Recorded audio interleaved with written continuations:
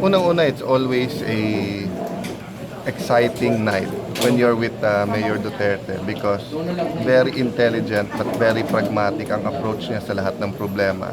So he talked mga half of the night ang pinag-usapan namin talaga droga, peace and order, and kung solvable sa buong bansa. But like all of you,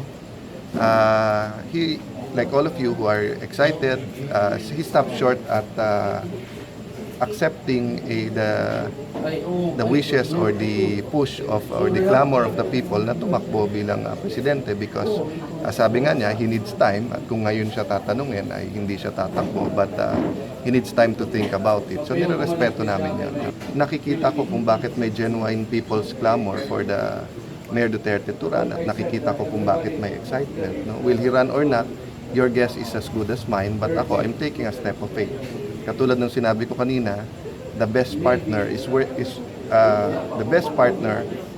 the wait, 'di ba? Kung tingin mo talaga na yun ang the best sa ating bansa, antayin mo. Kung dumating, the blessing yon. Kung hindi dumating, the solo flight ka, 'di ba? Did he make a commitment that he would campaign for you in the Siguro private muna yon. Usapan namin magkapatid sa kanya.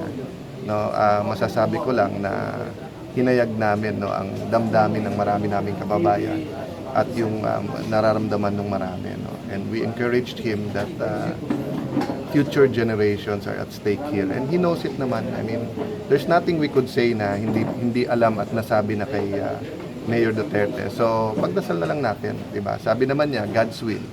So ipagdasal natin na maging klaro sa kanya at kung anong will talaga ng Panginoon. No?